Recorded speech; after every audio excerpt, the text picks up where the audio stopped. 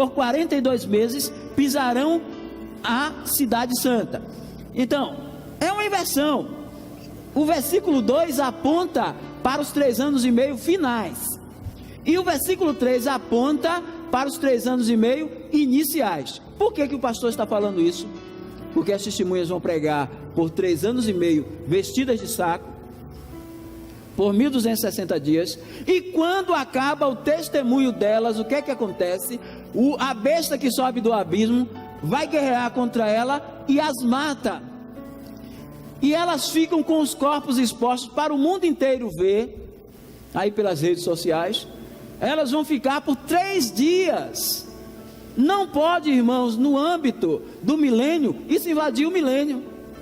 Então esses 3 dias ficam no cômputo dos 3 anos e meio finais. Se terminou os 1260 dias, elas têm 3 dias insepultas, então isso está no primeiro momento. E isso também tem um outro dado: os primeiros 3 anos e meio do anticristo serão pacíficos. Mas o apóstolo Paulo, escrevendo aos Tessalonicenses, diz: quando houver paz e segurança, alguém pensar que está em paz e segurança, sobrevirá repentina destruição. Então o anticristo, ele vai governar com um pacto com Israel.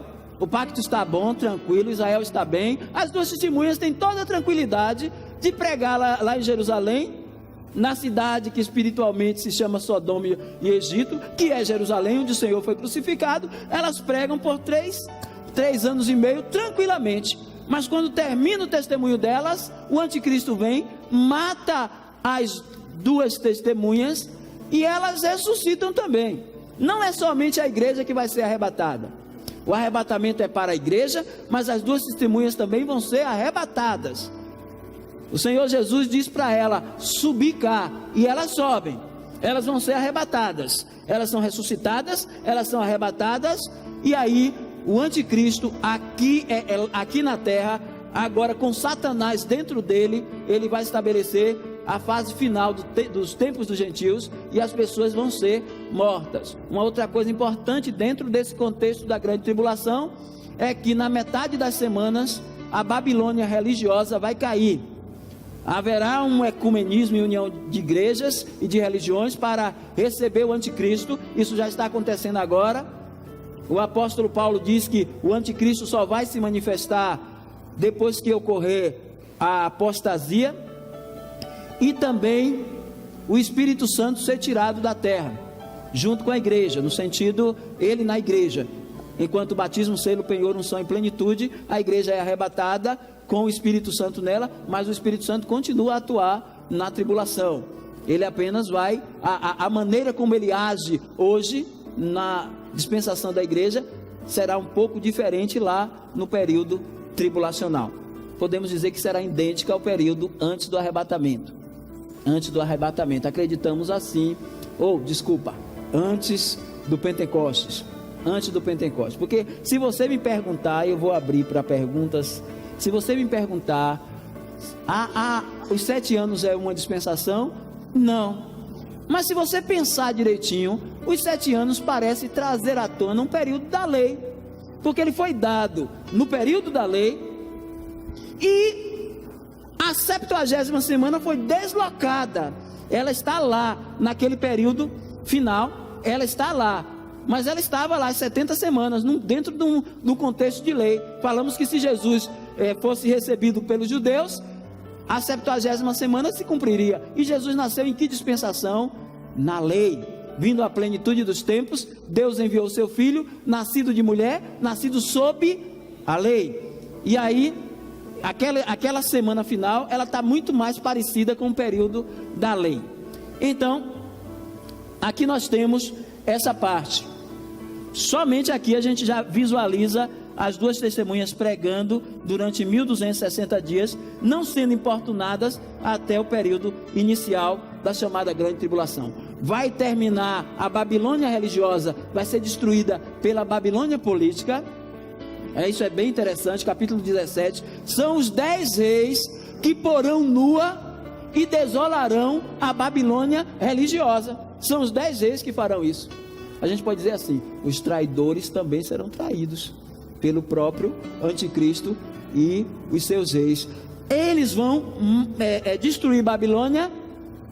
E o que é que vai acontecer? O ministério do falso profeta, o anti-espírito, porque tem os três da tríade, o antipai é o dragão, o anticristo é o anticristo, e o profeta é o anti-espírito, então essa tríade estará agora no início dessa grande tribulação atuando.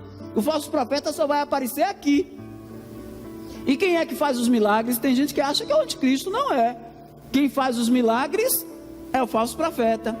Porque assim como o Espírito Santo glorifica a Cristo, o falso profeta vai fazer na presença da besta os sinais para glorificar o anticristo. E é ele que vai fazer a imagem da besta falar. E é ele que vai fazer descer fogo do céu. Então, na hora que ele praticar essas coisas e fazer a imagem da besta falar, ele vai implantar o 666, o número da besta. Tem gente que pensa que assim que a igreja for arrebatada, é que o número vai ser implantado. Não, quem vai trazer o número da besta é o falso profeta na grande tribulação. Ou o número, ou o sinal, ou o nome, um dos três, colocados na mão direita ou na testa das pessoas. Quem rejeitar isto, quem não aceitar essa marca, vai ser guilhotinado, que a pena de morte é guilhotina. O diabo gosta de decepar a cabeça de crente, que o diga João Batista e Paulo. Então ele gosta, e ele vai fazer isso aos crentes convertidos da tribulação, que não pertencem à igreja. Convertidos da tribulação, que não pertencem à igreja. Porque a igreja, na hora que a trombeta tocar, na hora que o arcanjo chamar, a igreja vai ser arrebatada completa. Amém? Completa. Não existe esse arrebatamento parcial. O crente forte vai, o crente fraco fica. Que lógica. Quem tinha que ficar eram os fortes. O fraco para enfrentar os piores dias da terra. Quem tinha que ficar, se tivesse de ficar, era crente fraco, ou era crente forte. Vai deixar os fracos enfrentar o cão? Quem tem que enfrentar? Aí graças a Deus que não vamos enfrentar, porque a noiva irá imaculada, irrepreensível, completa. Esse negócio de dizer, se estiver usando isso não vai, se estiver fazendo aquilo não vai, se estiver assim não vai.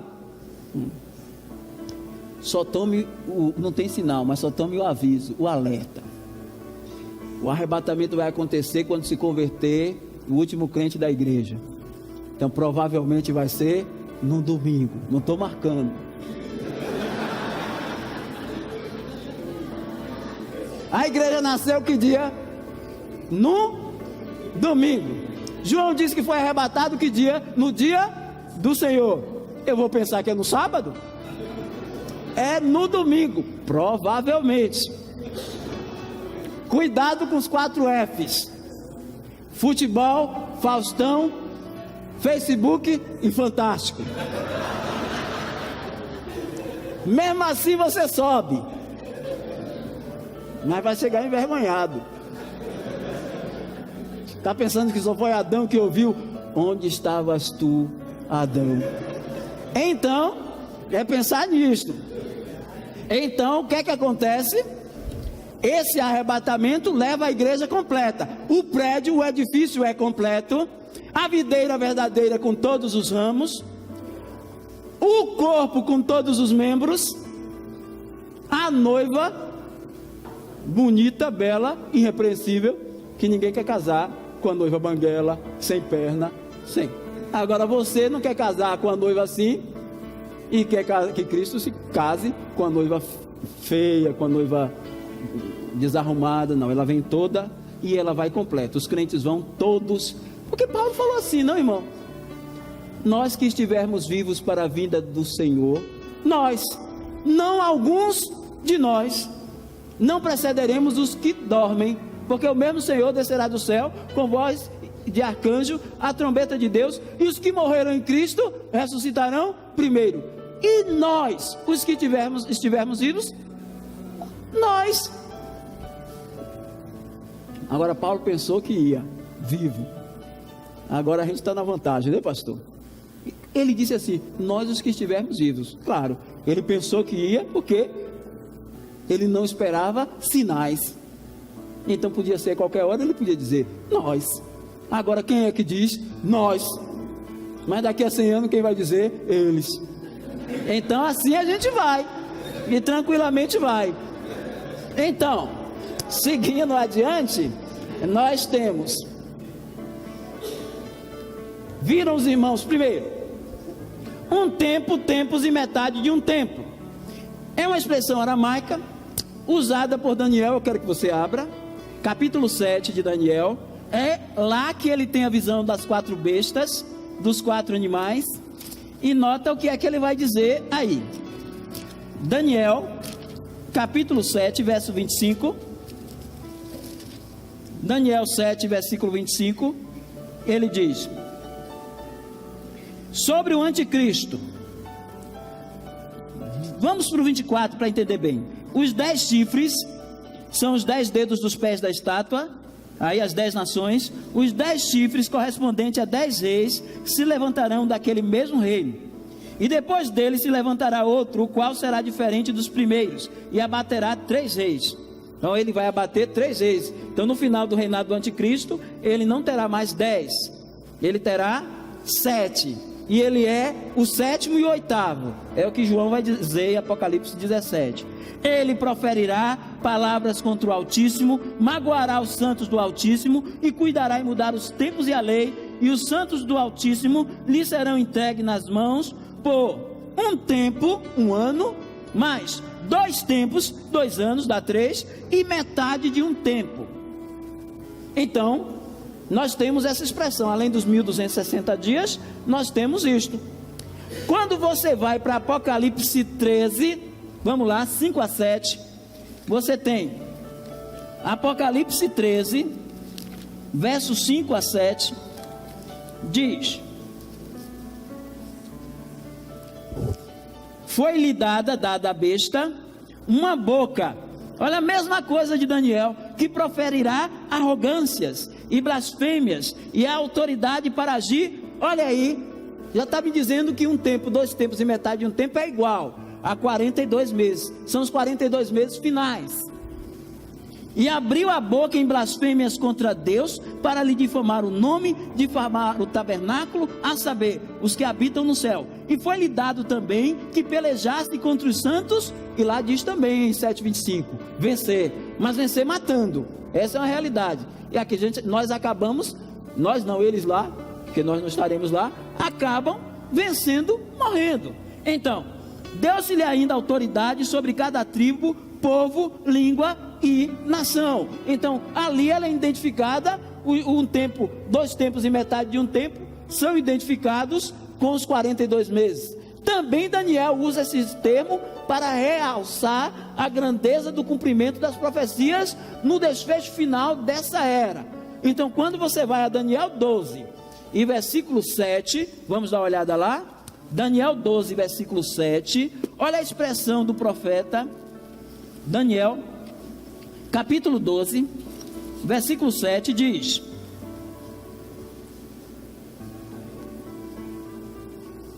ouviu o homem vestido de linho, que estava sobre as águas do rio, quando levantou a mão direita e a esquerda ao céu, e jurou, por aquele que vive eternamente, que isso seria, depois de um tempo, 2 tempos e metade de um tempo.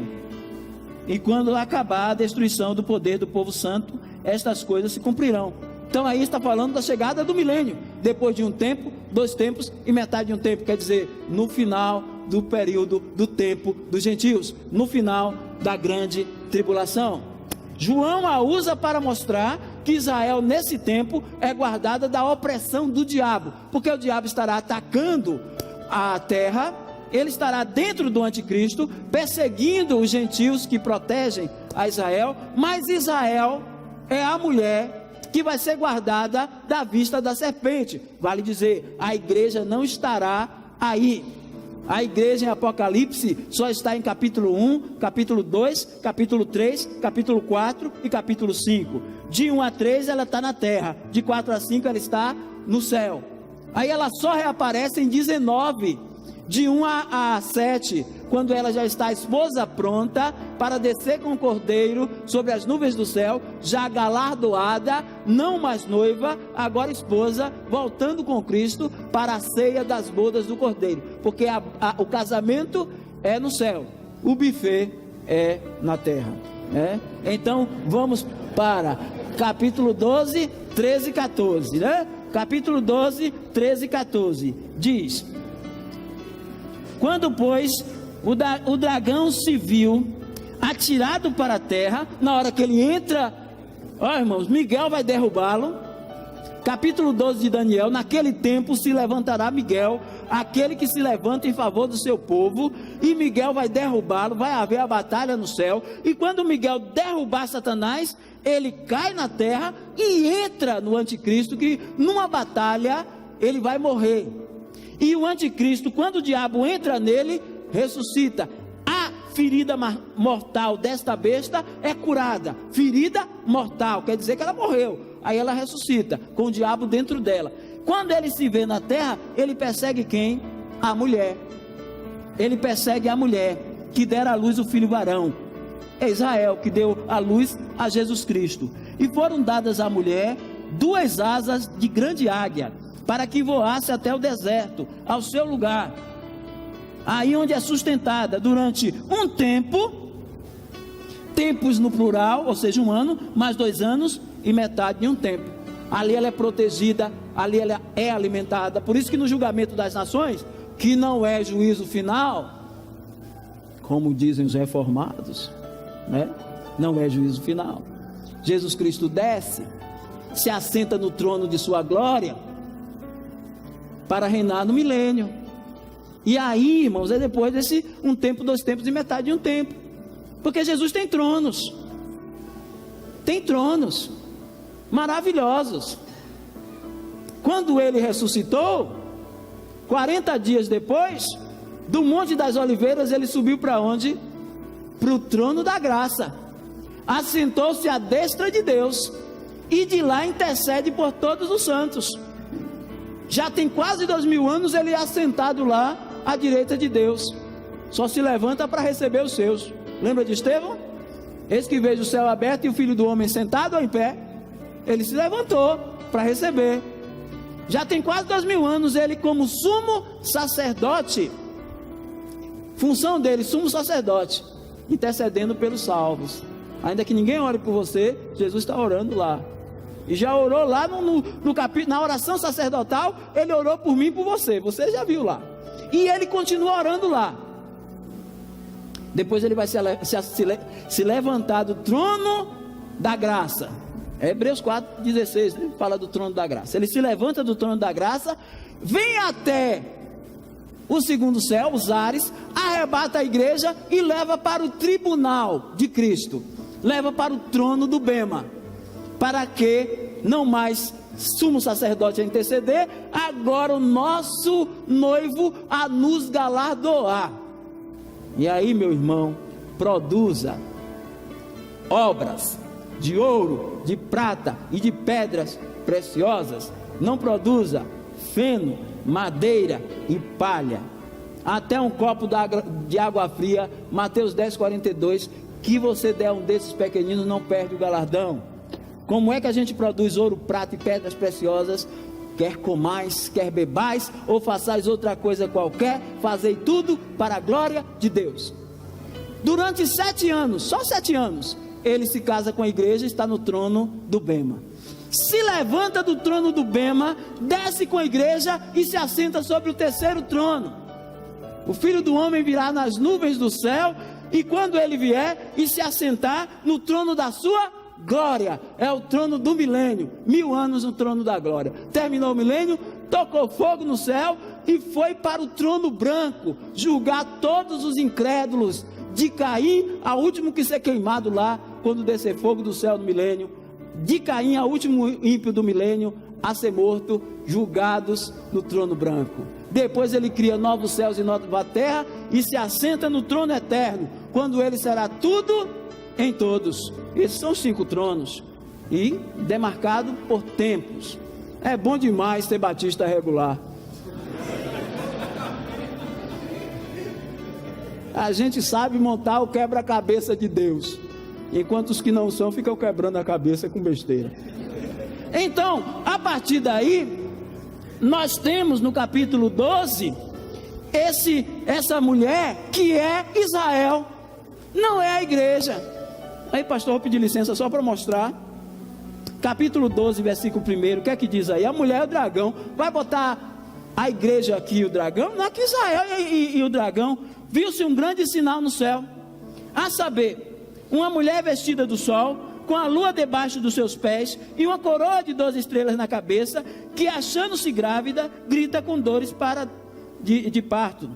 Essa mulher, irmãos, quando você vai para o sonho de José, no capítulo 37, José não conta o sonho, e ele conta para os seus irmãos, e ao contar o sonho para os seus irmãos, os irmãos ficam enraivados, e aí cai no ouvido de Jacó, apesar de Raquel já ter morrido, mas quando ele conta o sonho e diz que o sol, a lua e 11 estrelas se prostravam diante dele, Jacó deu a interpretação: o sol sou eu, quer dizer que eu, tua mãe e teus irmãos vão se prostrar diante de ti. Quem é Jacó? O sol. Quem é Raquel? A lua. Quem são as 12 estrelas?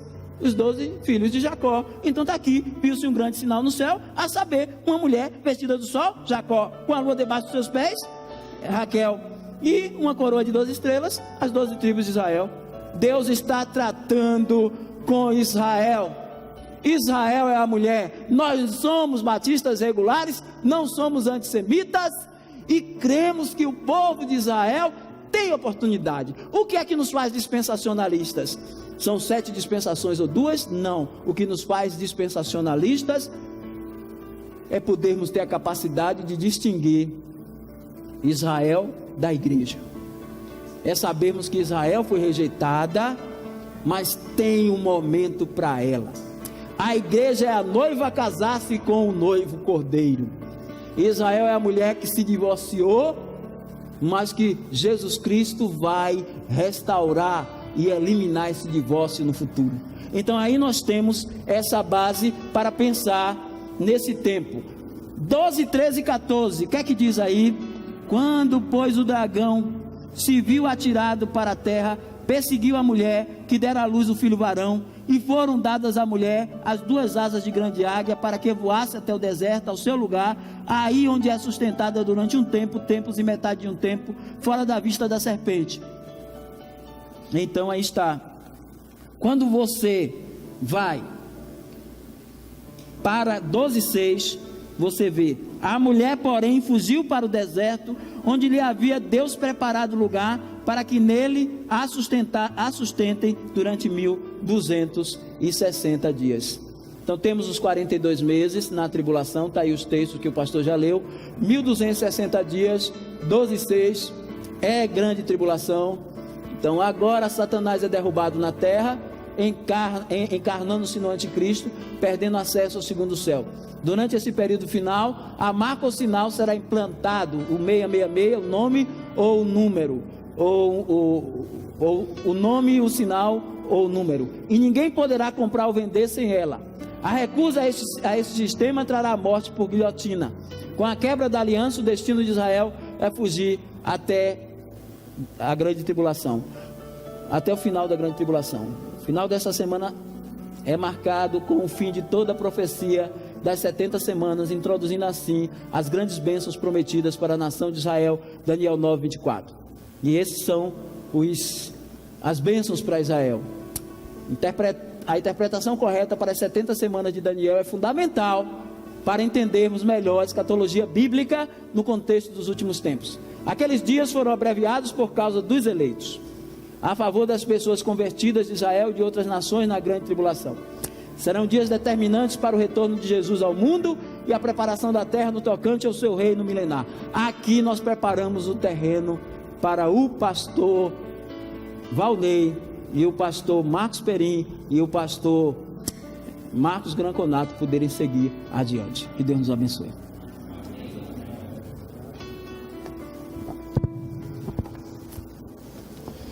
Obrigado, pastor Evaldo. Deus abençoe tem um presente aqui, eu vou pedir ao Tiago para vir entregar aqui esse presente, pastor Evaldo.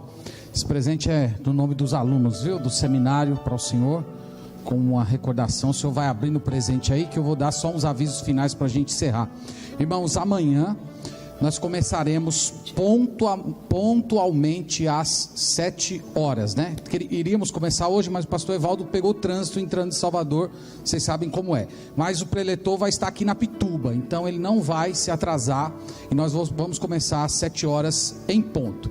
Então nós teremos a primeira palestra será A Esperança Milenar, uma análise bíblica e histórica. Então nós vamos falar do milênio, começando na história da igreja, e nós vamos fazer também uma abordagem bíblica na primeira palestra.